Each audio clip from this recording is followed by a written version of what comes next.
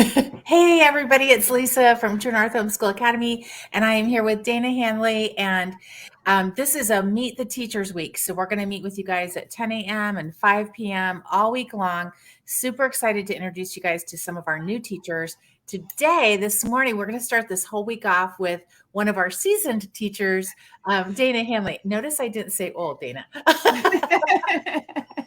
So Dana's been at True North for a couple of years, and she teaches German 1, 2, and we're adding 3 this year. She's taught the German National Exam. She's taught Expedition Arctic and Amazon. And this coming year, she's going to be doing Australia and did I get Himalaya?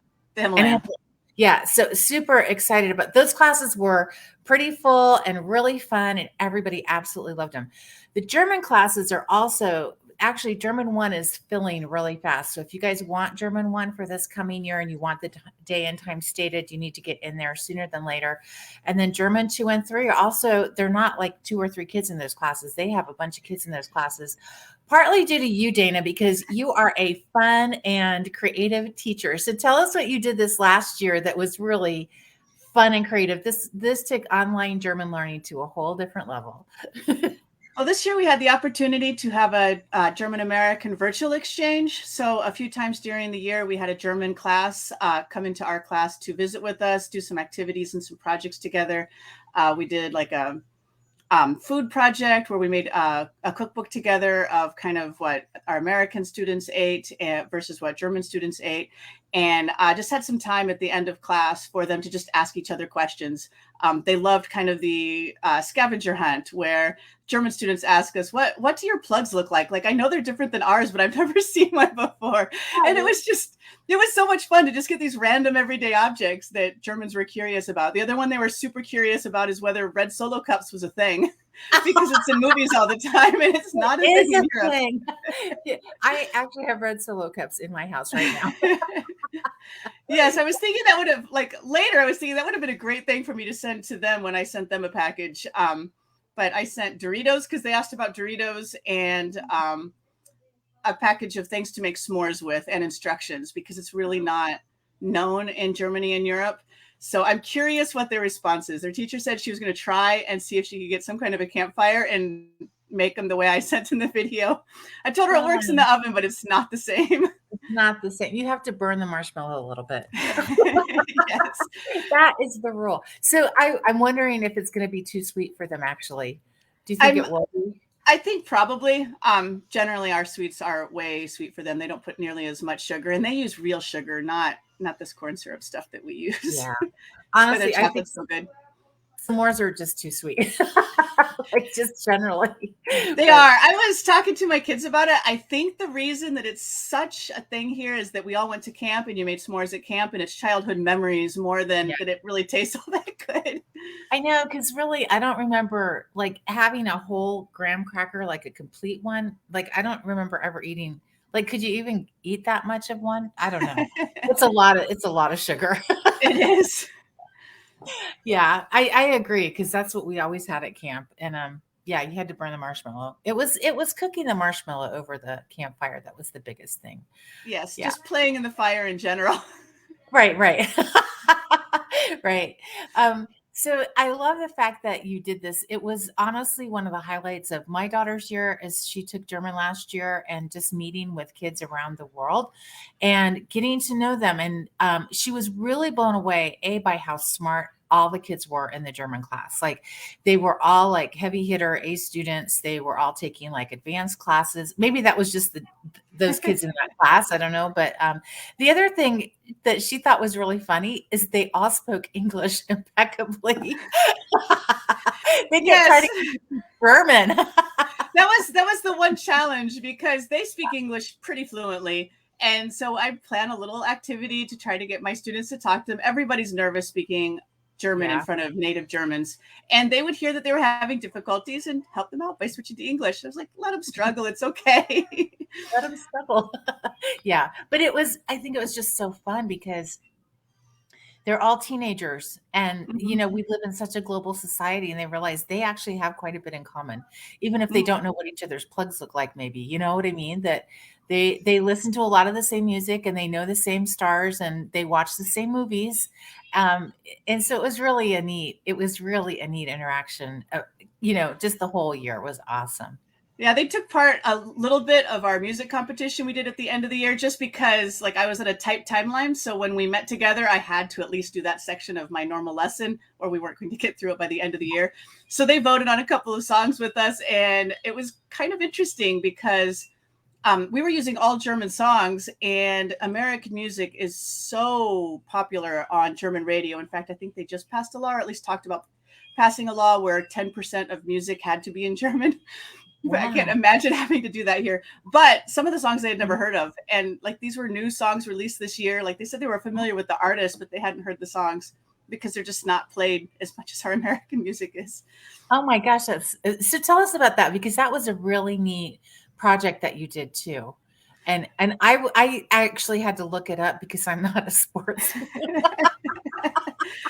Yeah, we did kind of a March Madness activity in German, but instead of sports, I did music. So I got 16 different German songs that were released in 2021, a couple of them at the beginning of 2022, just because I was really scraping for songs by the end. But so we got these 16 songs, and the students listened to them and then predicted the matchups, who they thought was going to win. And then whoever predicted the most correct got a little toy dragon. In our class, we had a class dragon for a pet. And so I gave him an option. Do you want the dragon or do you want a book? Like originally I was going to just give you a book, but y'all love this dragon, and he chose the dragon. I chose the dragon. I'm actually not surprised about that. Neither was I. When my daughter goes, "No, Mom, you need to do the dragon," I'm like, okay, that's probably a better idea than a book. That's a great idea. I love it. Good memories. So tell us about the unboxing thing. So the German class put together a box for us. It's seen better days. It got kind of abused in shipping, and I thought I would just share it with everybody and see what's in here. I love it. So shall I just go ahead and start? Yeah, let's do it. All right. It's half opened already, but let me see if I can get my camera set up so you can see it. Figure out where on the thing it is. I can actually see a corner of it. Yeah. Let me get my little brick here that gets my camera up high enough during class and see if that helps.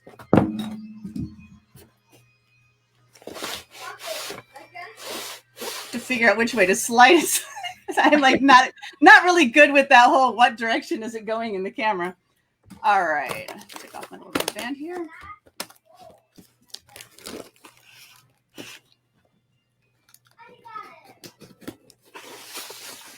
I didn't think you guys wanted to watch me struggle with the packing tape for 20 minutes. So I got my unboxing tool.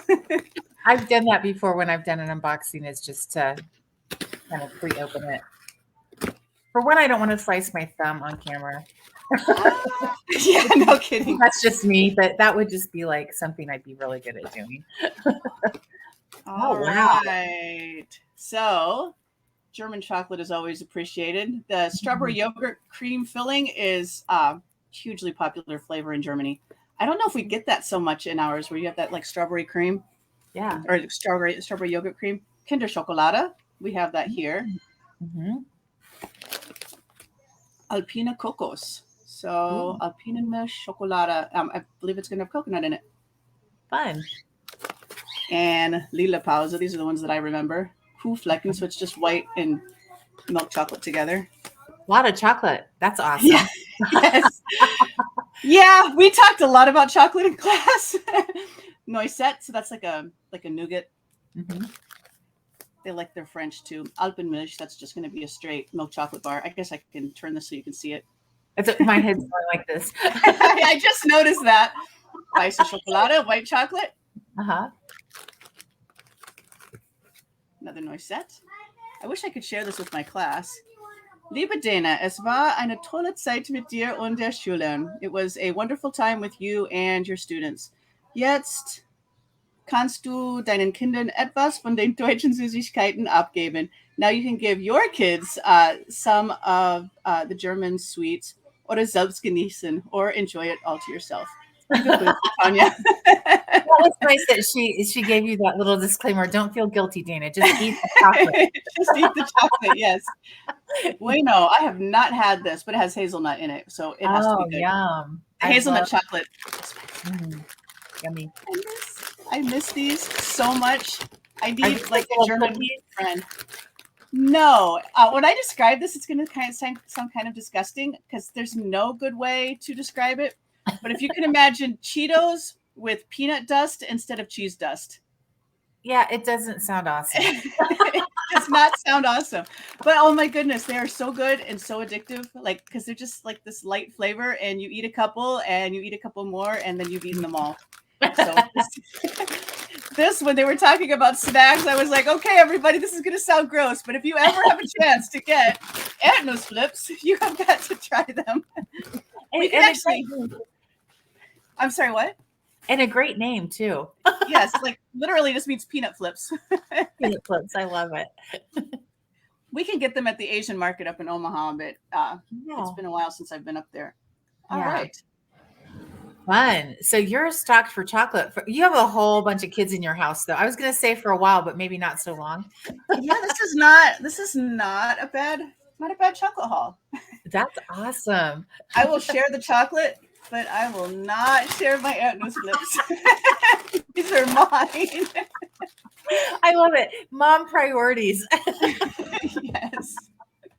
That we were just talking before we came on. Your two little guys were just like whispering little things to you about what they can do, and then one of them said, "Do you want my cereal?" And I just said, "That like just encapsulates motherhood." Just this, and then this too. Like they can have the chocolate, but not this. You got to protect the important things. Come on. I love it. The little stash hidden. They're just like, nope, I'm not eating anything. Right. Especially in a large family. Oh, I know. Yeah, you have to get creative in a large family on many different levels. So that was German. And tell us, you do a lot of games in your classes. For the German 1, 2, and 3, you do a lot of fun things. And one of the things that I thought was really interesting last year is that you do a little quiz almost after every exercise. And I love that. Tell us a little bit about that, because it seems like it's a little like just busy work, but it really isn't busy work at all. Tell us a little bit about that whole thing. Yeah, so basically over the course of the week for the homework, I like to start out with some vocabulary practice and then kind of build towards just being able to write like a couple of sentences or a small paragraph, depending on what level German they're at. For the real beginners, I even have like these kind of sentence guides that kind of help them put together what they want to say, so they don't feel like they're making a lot of mistakes, especially because I only see them once a week, and I don't want them to practice it wrong for a week before I can address that they made a mistake. So I try to give them a lot of support so that they can practice what they're practicing correctly. And one of the ways that I do that is I have my own website where I have an app. Isn't it an app?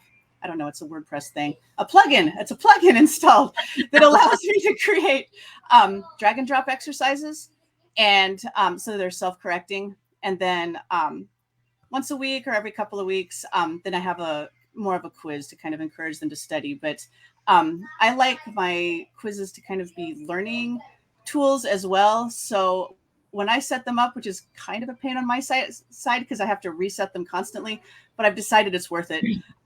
Where they take the quiz, see how they did, study, and then come back and take it again so that they can kind of see how it's set up and just use it as an additional practice while they're learning.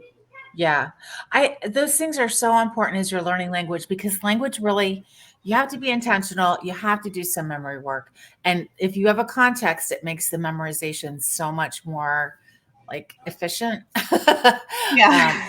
So I just feel like, that those little quizzes, those little exercises were really important. Actually, my daughter's taken a couple different languages, and she said she felt like German was a lot more accessible than even Spanish. Like she got it.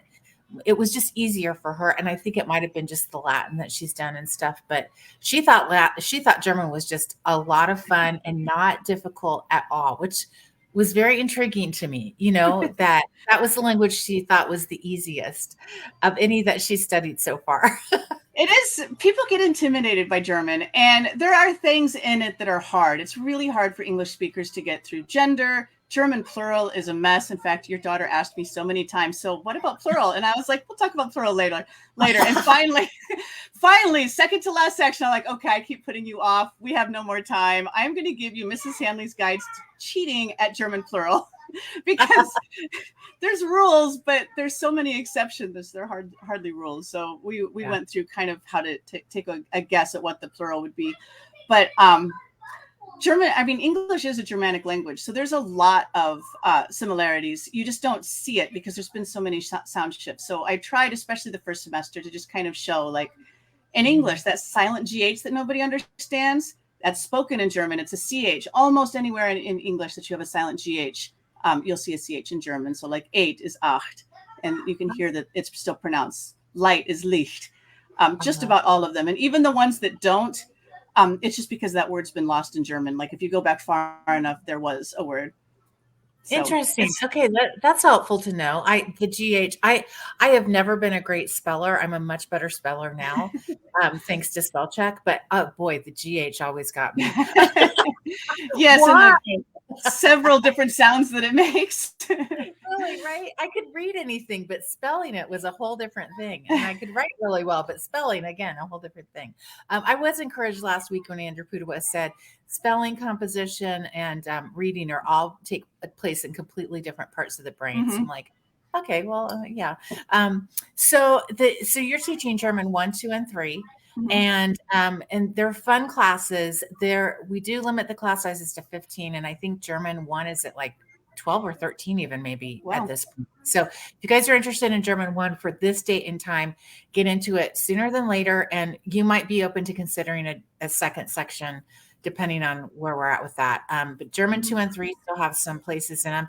And then tell us a little bit about the expedition Everest and Australia this coming year. Those were super, super fun classes last year. You kept posting projects and I'm like, oh, I miss those days. So fun. Tell us about those classes.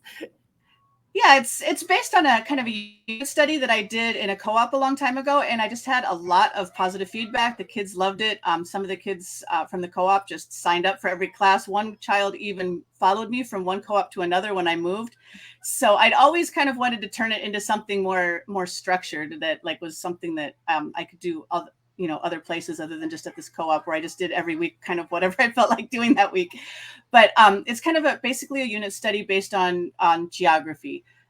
So we take a geographic area of the world and kind of go through all of the major periods of world history, but how it affects that place. So like when we did the Amazon, it was a lot about the early exploration and then the spice trade, because that's a lot of what drove early exploration. All the way up to today when scientists are looking for species and concerned about habitat destruction. And then we just kind of apply those basic things to whatever area of the world we're studying. When we moved to the Arctic, then, there was a lot more, not so much about the spice trade, a little, because the Northwest Passage, they were still trying to get through to Asia. But then we were also looking at a lot of whaling, which kind of built the Northeast United States as well. It was because of whaling. And so we looked at a lot of that, and then, kind of brought it all the way up to modern times and what's going on in the Arctic now, some tensions with Russia, who planted a flag at the North Pole right at the bottom of the ocean. Wow. So at the North Pole, you go down there, there's a little Russian flag that they planted because they said it's theirs. The rest of the world's like, no, it's not, but the flag's still there because no one's going to go get it. Right. That might have been why they did that. That's very creative. These classes you just did fun projects. It's a very project-based class for the kids. You go over animals and people, and I love geography. I think it's such a foundational class for kids all through their learning, because it helps them understand the people there and the politics and the world that they live in. So I love that you're taking a historical approach to it, because so much great integrative learning, which is fantastic for elementary age kids. So these are elementary classes, 1st through 7th, but we had some 7th graders in there maybe, I think. But we don't get too hung up on grades at True North, although we're happy to tell you what a typical course of study is. Our main goal is for your kids to be placed really well so that the classes are super fun and challenging, because kids want a little bit of challenge, and our brains are wired for challenge. Our brains are looking for new information. So Yeah. Yeah, It, I think yeah. most of your classroom management issues are if your class is like too hard or if it's too easy. If it's that right challenge, like the kids are focused because they want to learn. Yeah, exactly. So any parting thoughts you want to leave us with expedition classes or German? Oh, I'm just really excited to teach this year. I've had all great students in the past, some ideas to help hopefully reach everyone a little bit better and just keep improving as a teacher. And yeah, just looking forward to meeting the students this year. Oh, you are such a fun teacher. You are so creative and innovative. I love the fact that you teach for us. So thanks, Dana. And I'll post a link to your blog. It's The Unexceptional Life, right? Oh, I don't actually have a blog right now. Like I have a blog, but there's zero content on it. I'm only using it to make these classes. I have like these dreams of filling it eventually, but there's no content there for anybody to follow. So you can just say hi on Facebook. Okay, sorry about that. I thought you said that you had a place where they could download stuff, but well, I do. Okay, yeah. I used to have a blog, but not anymore. Like the one that I have for my German class that I use, the students know how to get in there, like because I leave directions on how to get there and see the content. But nobody else would be able to find it because it's not really listed. Like you just have to have a direct link to get to it. I'm sorry. Yeah. Okay. Well, we won't share that one unless you take our class. So take our class. I know Beth Purcell does that too with the blog that she has only available to her students, which is really a great idea. So someday I want to build it out, but I'm kind of steeped in lesson planning right now. That kind of comes first before I rebuild my blog. I love your priorities. But again, you guys, I listed the classes that Dana's teaching in the fall. Again, German 1, German 2, German 3, Expedition Everest, and Expedition Australia. Super fun classes. Dana is a very engaging teacher. Clearly, she knows German fluently. For fun, she buys very thick tomes of books in German. For fun, yes. I get excited with my credit card points because I buy German books and movies. Oh my gosh, it cracked me up last year. We're on this literary Facebook group together, and she was showing off her these 3 huge volumes in German, and she's doing a happy dance. And I'm like, yep, I still have those right here. Sitting on my desk all the time. I love it. I love it. So again, if you want to take German from a fun, engaging teacher who totally gets the language enough to even say, maybe we'll talk about plurals later, Dana Hanley is your gal. And I posted it here. If you have any questions for Dana or about the True North Homeschool Academy classes, we'd love to answer them. And if you can't find Dana, let me know and I'll get the questions to her. But you can go to the True North Homeschool Tribe Facebook group. We're both in there and we're on Instagram and all the things. So we'll be back at 5 today to talk to Emma Cummings about some of the science classes and math classes that she is teaching. And thanks for unboxing with us, Dana. That was super fun. Enjoy the chocolate. I will, definitely. Okay. Bye, everybody. Thanks. Bye.